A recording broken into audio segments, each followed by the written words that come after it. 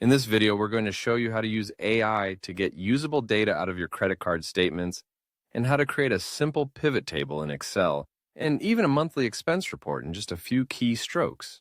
Credit card and bank statement transaction descriptions are usually inconsistent and hard to decipher.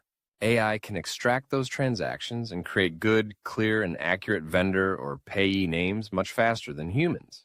Having good data from the beginning is critical to success in anything else you do in bookkeeping. Let's upload PDF statements into the AI tool called Badbank. It preconditions data to create files that have accurately captured every transaction, standardized payee names, and reconciled all the statements. Now we download and open the output folder. There are many useful files in this folder, but for this tutorial, we open the top-level CSV file in Excel. The transaction data is now structured in a manner where we can really use it for reporting and analysis. We can see that the AI has added a column called payee with a clear name for each transaction. There are reconciliation details for each monthly statement in the file, so we know that all the transactions have been accounted for by the AI. Here's the reconciliation information for the second month. We can see how the AI has used consistent payee names across all the month's transactions. And here's the reconciliation information for the third monthly statement. Now I want to create expense reports with this data, but I don't need the reconciliation data in those reports. So I sort my data by the last column in this spreadsheet, the fit ID, because I know that only the rows with actual transactions have a fit ID.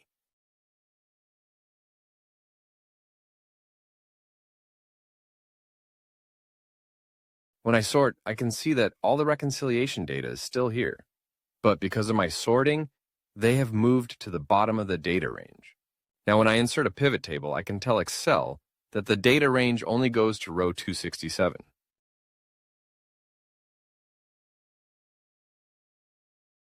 So now let's build a simple pivot table report by inserting a pivot table and telling Excel that the data range ends at row 267.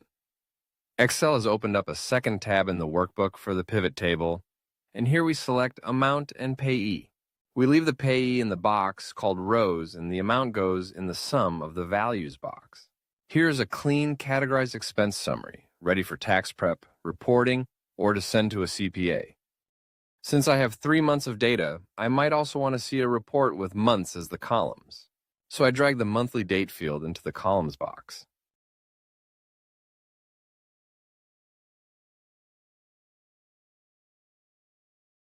I can add whatever titles I want and format these columns with a nice accounting format. With AI, we were able to quickly extract data from financial statements and make it more useful. And we created pivot table reports in Excel in minutes. We hope you enjoyed this video. Subscribe to our channel now to stay updated on upcoming AI accounting tutorials that will transform how you handle your finances. To do what you saw today, use the link in the description below to sign up for free at Badbank AI.